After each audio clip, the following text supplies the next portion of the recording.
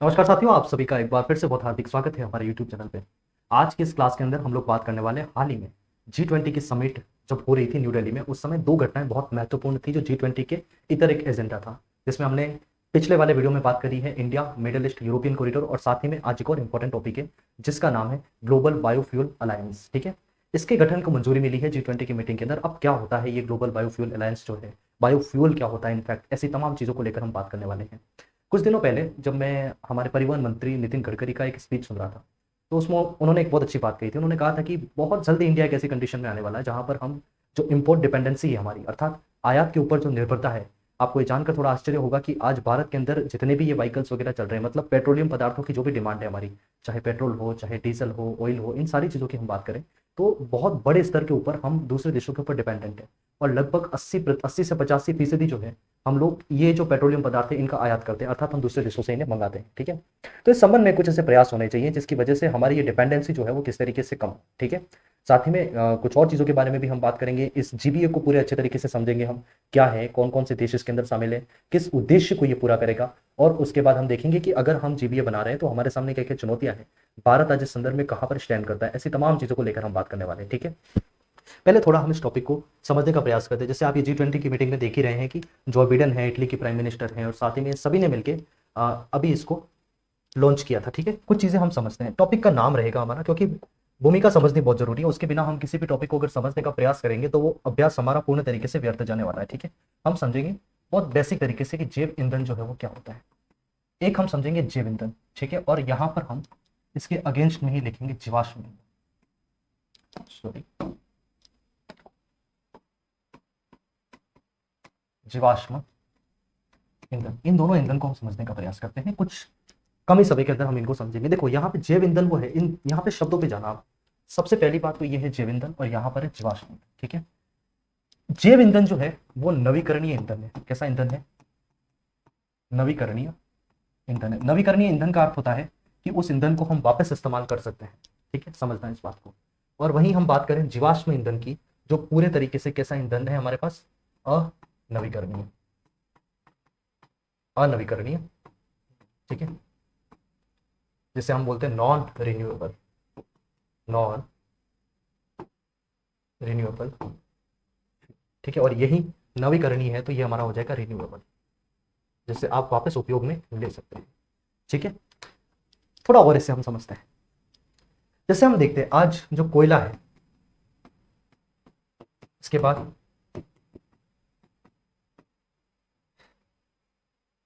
Petroleum है। ठीक है, इसके भंडार एक सीमित मात्रा में मौजूद है पूरी दुनिया में अगर देखें तो। एक समय ऐसा आएगा जब ये सारे के सारे हमारे भंडार जो है वो खत्म हो जाएंगे, फिर हम क्या करेंगे? ये एक बड़ा सवाल हमारे सामने होता है। और जितना हम इन ईंधनों का इस्तेमाल कर रहे हैं, ये ईंधन सबसे बड़ा असर अगर कहीं पे रखते हैं तो ये पर्यावरण के ऊपर असर रखते हैं। मतलब पर्यावरण प्रदूषण की बात करें हम, साथ ही में हम बात करें ग्लोबल वार्मिंग की बात करें, ग्लोबल वार्मिंग की बात करें, और उसके बाद जैसे अपना जलवायु परिवर्तन है, जलवायु परिवर्तन, इन तमाम चीजों के लिए ये ईंधन क्या होते हैं? हमारे जिम्मेदार होते हैं। हमें एक ऐसा ईंधन का सप्लीमेंट तैयार करना पड़ेगा जहां पर हम सस्टेन कर पाए, लंबे समय तक हम चीजों को इस्तेमाल कर पाए, और साथ ही में पर्यावरण पर भी उसका कम से कम नुकसान हो। इन तमाम चीजों को लेकर हम बात करने वाले हैं आज। ठीक है, समझेंगे क्या है जैव ईंधन। आगे आते हैं कुछ स्लाइड्स के ऊपर। जैसे यहाँ देखना चर्चा में क्यों है, क्यों ये घटना आखिरकार चर्चा में आती है। ठीक है, पहले एक चीज क्लियर कर दूं मैं कि हम कोई भी टॉपिक को लेकर आते हैं तो उसके, जैसे आज कोई घटना हुई है, ठीक है, तो हम 2-3 दिन उसका वेट करते हैं। वेट क्यों करते हैं? कि हमें कुछ अच्छे एडिटोरियल्स, अच्छे आर्टिकल्स न्यूज़पेपर के अंदर मिल जाते हैं, तो वहां पे सोर्सेज भी अच्छे कलेक्ट हो जाते हैं, और उसके बाद अगर कोई छोटा मोटा अपडेट होता है तो दैट इज क्वाइट ओके, उसमें कोई इशू वाली बात नहीं है। लेकिन मैन चीजें हैं जो 2 से 3 दिन के अंदर हमारी कवर हो जाती है। जैसे हमें इस पर्टिकुलर टॉपिक के लिए हमने 10 दिन का समय लिया है। समय लेने के पीछे हमारा मूल कारण ये रहा कि जो भी सूचना आपको मिले इस वीडियो के तहत, एक वीडियो अगर हम आपके सामने लेकर आ रहे हैं तो अर्थात वो जो टॉपिक है वो पूरा आपके लिए कंप्लीट होना चाहिए। ठीक है, अब देखना, G20 शिखर सम्मेलन के साथ ही विभिन्न अंतर्राष्ट्रीय संगठनों ने और देशों ने मिलकर अंतर्राष्ट्रीय जैव ईंधन संगठन को मजबूत मंजूरी दी है। ठीक है, जैसे हम कहते हैं ग्लोबल बायो फ्यूल अलायंस, ये इसका नाम है। ठीक है, और इसे हम शॉर्ट में कहते हैं जीबीए। आगे मैं इसी नाम का इस्तेमाल करूंगा, जीबीए का। ठीक है, जैव ईंधन संगठन को मंजूरी दी। भारतीय प्रधानमंत्री नरेंद्र मोदी ने G20 के दौरान वैश्विक जैव ईंधन गठबंधन के गठन की घोषणा भी इन्होंने करी। ठीक है, इसमें 30 से अधिक देश और कई अंतरराष्ट्रीय संगठन शामिल होंगे। इसका उद्देश्य जैव ईंधन का विस्तार करना है, ज्यादा से ज्यादा हम ऐसा ईंधन बनाएं जो कौन सा ईंधन हो, जैव ईंधन हो। अब थोड़ा हम वापस आते हैं जैव ईंधन को समझते हैं। ठीक है, जैव ईंधन कैसे बनाया जा सकता है। ठीक है, नॉर्मली जैसे आप देखते हो, थोड़ा इसे हम ओरली समझने का प्रयास करते हैं। आपके घरों में जो भी अपशिष्ट निकलती है, मतलब वो चीजें आपके घर का कचरा है मानो कोई, है ना, ऐसी चीजें जो ठोस अवस्था में। ठीक है, फिर हम बात करते हैं कभी कभार लिक्विड की भी बात कर लेते हैं हम, जैसे कि आपके घर में ऑयल होता है जो एडिबल ऑयल, खाने योग्य तेल होता है, उसे हम एक बार इस्तेमाल करके जब दूसरी बार हम इस्तेमाल करते हैं तो हमारे शरीर के ऊपर उसके बहुत नकारात्मक प्रभाव होते हैं। उसी तेल को अगर थोड़ा रिफाइन करके हम एथेनॉल में अगर डेवलप कर लेते हैं तो वो जैव ईंधन बन जाता है फिर हमारा। मतलब चीजें वही हैं, पर उनका एक बार फिर से इस्तेमाल हो जाए किसी और पर्पज के लिए। ठीक है, आज भारत के अंदर जैव ईंधन जो बनता है उसके पीछे सबसे अहम जो स्रोत है वो होता है गन्ना।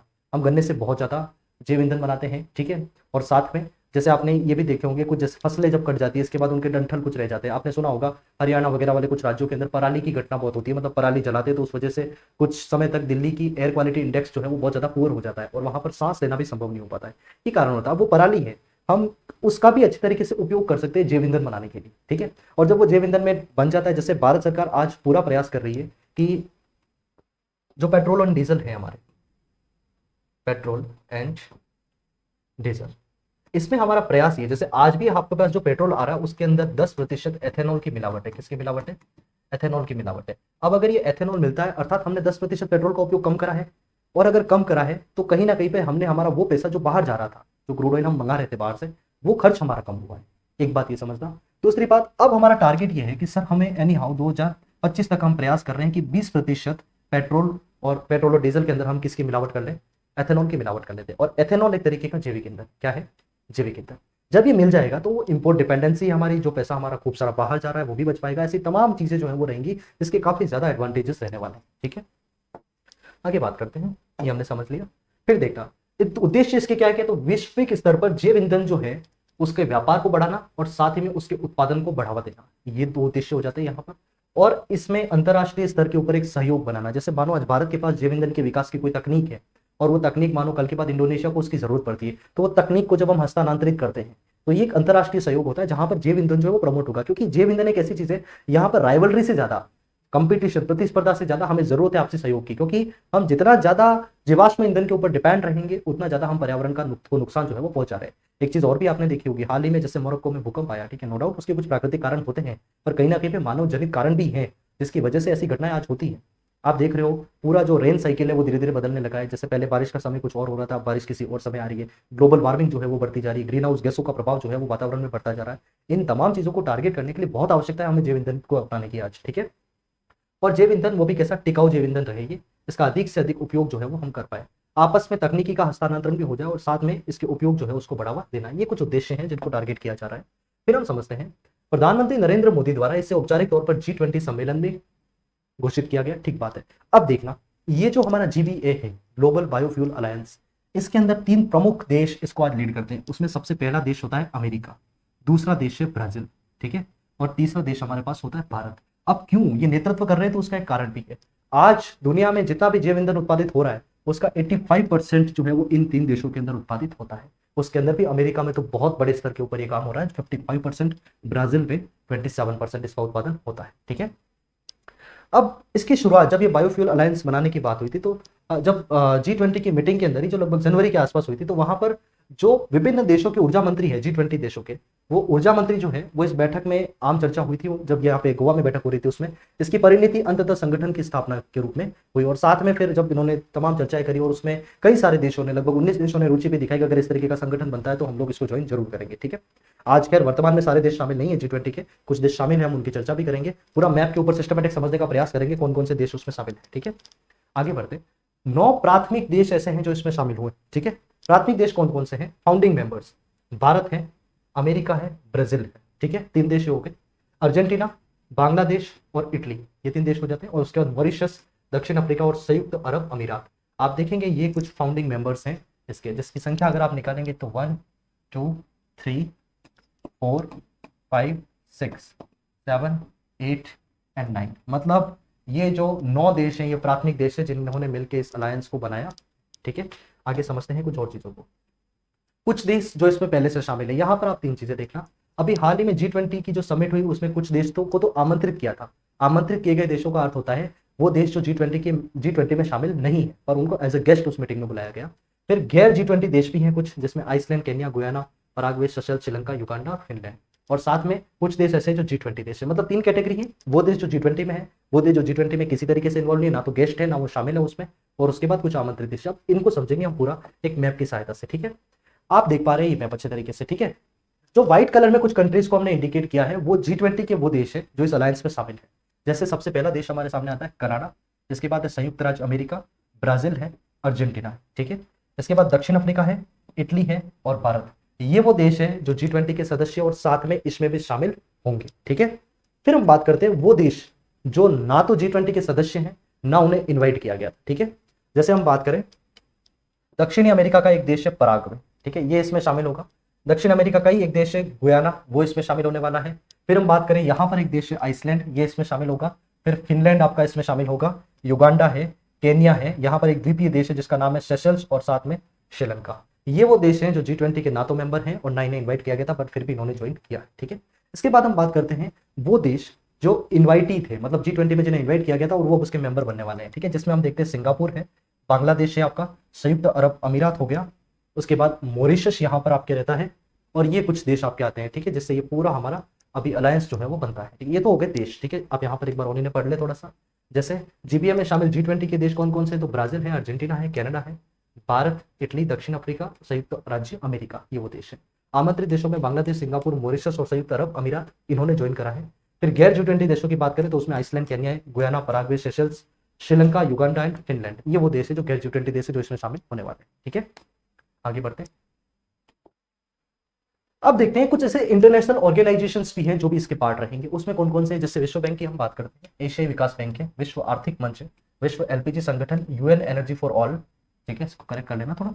इसके बाद यूनिडो, बायो फ्यूचर्स प्लेटफॉर्म, अंतर्राष्ट्रीय नागरिक उड्डयन संगठन, अंतर्राष्ट्रीय ऊर्जा एजेंसी, अंतर्राष्ट्रीय ऊर्जा मंच, अंतर्राष्ट्रीय नवीकरणीय ऊर्जा एजेंसी और विश्व बायोगैस एसोसिएशन, ठीक है। ये सारी चीजें ये संगठन है जो इसमें शामिल होंगे, ठीक है। अब जैव ईंधन क्या है, जैव ईंधन को जैसे हम समझने का प्रयास करते हैं, बेसिकली हम चीजों को समझ चुके हैं। कोई भी हाइड्रोकार्बन ईंधन, कोई भी हाइड्रोकार्बन ईंधन जो किसी कार्बनिक पदार्थ, चाहे वो जीवित हो वर्तमान में या फिर कभी वो जीवित रह चुका हो, जैसे हम एक पौधे की बात करते हैं, ठीक है। एक पौधे को, जैसे गन्ने की हम बात करें जस्ट फॉर इंस्टेंस, ठीक है। गन्ना जो है एक समय तक वो जीव था, मतलब वो उग रहा था, ठीक है, क्लियर, एक समय तक उसका साइकिल रहा है।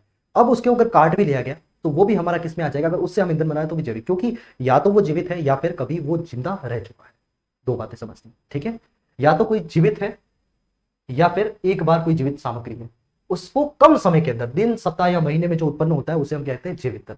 देखो दिन, सप्ताह, महीने क्यों कहा जा रहा है, अगर लाखों सालों की प्रक्रिया के बाद अगर इनसे ईंधन बनता है तो वो तो जीवाश्म ईंधन ही हो जाएगा। फिर जैसे कोयला है, पेट्रोलियम है, वो ईंधन फिर हमारा नवीकरणीय ईंधन में काउंट नहीं होगा, वो जैव ईंधन नहीं कहलाएगा, ठीक है। फिर हम देखते हैं अब ये जो ईंधन बनेगा इसका उपयोग हम परिवहन में करना चाह रहे हैं और साथ में बिजली उत्पन्न करने के लिए भी इसका उपयोग किया जाएगा, ठीक है। और जैव ईंधन गैसीय, तरल या ठोस अवस्था में हो सकता है, जैसे ठोस में लकड़ी से, सूखे पौधों की सामग्री और खाद है, और तरल में हम देखेंगे फिर बायो इथेनॉल बनेगा और बायो डीजल बनेगा, और गैसीय में बनेगा हमारे पास बायो गैस। ये कुछ चीजें, ठीक है। क्यों सर इसकी आवश्यकता बनती है हमें, जैसे हम देखते हैं आज इंडिया की हम बात करें, आपके आसपास जिस मोहल्ले कॉलोनी में आप रह रहे होंगे, आपने देखा होगा कि हमारा इंडिया एक ऐसा देश है जहाँ पे पब्लिक ट्रांसपोर्ट का इस्तेमाल कम होता है। हम लोग जो पब्लिकली गाड़ियां चल रहे हैं उनके अंदर कम इस्तेमाल करना चाह रहे हैं, और हर जगह पे आप देखोगे गाड़ियों की संख्या दिन ब दिन बढ़ती जा रही है, ठीक है। तब ये गाड़ियों की संख्या बढ़ रही है तो ये चलेंगी कैसे, इसके लिए हमें ईंधन तो चाहिए, हम पेट्रोल डालेंगे उसमें डीजल डालेंगे, और इनकी आवश्यकता जब इतने स्तर पर बढ़ जाती है और एक समय ऐसा आ जाता है कि हम इंपोर्ट भी उतना नहीं कर पाए और बहुत ज्यादा इंपोर्ट करने जाएंगे हम, राजकोषीय घाटा हमारा दिन ब दिन बढ़ता जाएगा। इन चीजों से निपटने के लिए हमें आवश्यकता है ऊर्जा के कुछ वैकल्पिक संसाधनों का इस्तेमाल करना, ठीक है। जैसे हम अगर नवीकरणीय में ही हम अगर बात करें, जैसे आज हम सोलर एनर्जी के ऊपर जा रहे हैं, हम विंड एनर्जी की तरफ जा रहे हैं, हम हाइड्रो एनर्जी की तरफ जा रहे हैं, ये सारे कारण क्या हो रहे हैं, क्योंकि एक समय के बाद जो भंडार है वो खत्म हो जाएगा, फिर हम क्या करेंगे, ठीक है। आगे बढ़ते हैं। जैव ईंधन से संबंधित कुछ चुनौतियां हैं। अब चुनौतियां क्या हैं, अगर जैसे हमने बोला कि गन्ने से हम क्या करेंगे, जैव ईंधन बनाएंगे, ठीक है। अभी हाल ही में आपने खबर सुनी होगी कि भारत सरकार ने चीनी के आयात के ऊपर रोक लगा दी है। चीनी के बारे में हम बात करें, भारत के अंदर लगभग 35 मिलियन टन जो है, 35 मिलियन टन जो है चीनी का उत्पादन होता है, और वहीं पर 27 मिलियन तो इसके अंदर हमारा कंजम्पशन है, अर्थात हम खुद ही भारतीय ही उसका इस्तेमाल कर जाते हैं, क्योंकि भारत के अंदर चीनी का स्टॉक बहुत बड़े स्तर पे होता है। हम चाहे सुबह की चाय की बात करें वहां पर चीनी लगती है, त्योहारों पर मिठाइयों की बात करें वहां चीनी होती है, हर जगह पर बहुत सारे ऐसे प्रोडक्ट्स हैं जहां पर हम चीनी का इस्तेमाल करते हैं। ठीक है, समझना ये है। अब चीनी का हमने एक्सपोर्ट क्यों रोक दिया? कारण है उसका कि एक्सपोर्ट अगर ज्यादा स्तर पे होगा तो हम फिर जैव ईंधन को प्रोत्साहित नहीं कर पाएंगे। हमने क्या करा, इस साल चीनी को एक्सपोर्ट रोका, तो जो चीनी हमारे पास रहेगी 8 मिलियन है, ठीक है, हम एक तो उसका इस्तेमाल करें, और बाकी भी जो हम एक्सपोर्ट कर रहे हैं तो एक्सपोर्ट कम करके उसका इस्तेमाल हम कहाँ पे कर ले, जैव ईंधन में कर ले। एक उद्देश्य तो मतलब ये कि अब किसान गन्ना उगाने के लिए प्रोत्साहित होंगे, ऐसी फसलें उगाने के लिए प्रोत्साहित होंगे जहां पर जैव ईंधन बड़ी से बड़ी संख्या में हम देखें कि वो आगे आ सके। ठीक है, अब हम बात करते हैं, जैसे जैव ईंधन अगर इतना ज्यादा उत्पादित करने का हम सोच रहे हैं तो एक समय ऐसा आएगा कि हमारी खाद्यान्न सुरक्षा, मतलब कहीं ऐसा तो नहीं कि ये संकट हमारे सामने आ जाएगा, हम सारी की सारी जो भी फसलें हैं उनका इस्तेमाल अगर जैव ईंधन में कर रहे हैं तो हमें खाने के लिए भी तो कुछ चाहिए। तो हम खाद्य सुरक्षा और साथ में ऊर्जा सुरक्षा, इन दोनों के बीच में कॉन्फ्लिक्ट होगा, तो हम इसको किस तरीके से मैनेज करें, तो एक चुनौती है। दूसरा ये है, अधिक उत्पादन का लालच मृदा का स्वास्थ्य जो है वो खराब कर सकता है। जैसे अब हमें पता पड़ गया भाई गन्ना उगा रहे हैं आप, तो फिर बहुत ज्यादा संख्या में आपके पास सरकारी लेने वाली है। ठीक है, फिर उसके उत्पादन को बढ़ाने के लिए अलग अलग तरीके के केमिकल्स को इस्तेमाल करना, फर्टिलाइजर्स को इस्तेमाल करना, वो कहीं ना कहीं पे सोइल का हेल्थ जो है वो खराब करेगा। इस कंसर्न से हम कैसे निपटते हैं ये भी देखने का रहेगा। फिर हम आगे बढ़ते हैं, कुछ और चीजों को देख। अब कुछ आपके सामने आंकड़े हैं, इन्हें देखना, जो आपके एग्जामिनेशन में आप इन्हें कोट कर सकते हो। वैश्विक स्तर पर आईईए इंटरनेशनल एनर्जी एसोसिएशन जो है उसने अनुमान लगाया कि 2021 से 2026 के बीच इथेनॉल की मांग, आज जो मांग है 2020 में हम बात करें 20 तक जो मांग थी, उस मांग से 2026 में 28% तक बढ़ जाएगी इस इथेनॉल की मांग, पहली बात। इसलिए यह महत्वपूर्ण है कि इस मांग को पूरा करने के लिए उचित सुविधाएं मौजूद हो, ताकि दुनिया को एक और कमी का अनुभव न करना पड़े। ठीक है, और वही हम बात करें, आज भारत अपने ईंधन की आवश्यकता का 85% क्या करता है, आयात, मतलब हम किसके ऊपर डिपेंडेंट है, इंपोर्ट के ऊपर डिपेंडेंट। ठीक है, दूसरे देशों से हम मंगाते हैं इन चीजों को। और ब्राजील पहले से ही अपने वाहनों को चलाने के लिए आज 100% इथेनॉल उपयोग कर रहा है, मतलब जो उनका पेट्रोल है, इथेनॉल की ब्लेंडिंग हो रही है, उसमें इथेनॉल मिलाया जा रहा है ताकि उनके डिपेंडेंसी उन चीजों के ऊपर कम हो, और भारत भी इस दिशा के अंदर काम कर रहा है। आई होप सो कि चीजें बहुत अच्छे तरीके से क्लियर है। हमने प्रयास करा है कि सारी चीजों को एक इंटीग्रेट फॉर्म में आपको बताया जाए। ठीक है, और ये जो जैव ईंधन है ये आपके एग्जामिनेशन के लिए बहुत महत्वपूर्ण टॉपिक होने वाला है, क्योंकि पूरी संभावना है कि यहाँ से आपके एग्जामिनेशन में प्रश्न पूछे जाए। ठीक है, नमस्कार साथियों, आप अगर एक और चीज कर सकते हैं, पहली बार अगर इस चैनल के ऊपर आए हैं तो लाइक शेयर एंड सब्सक्राइब जरूर कीजिए, जिससे हमारा मोरल जो है वो बना रहेगा। ठीक है, फिर से मिलते हैं एक और वीडियो में, तब तक के लिए जय हिंद जय भारत।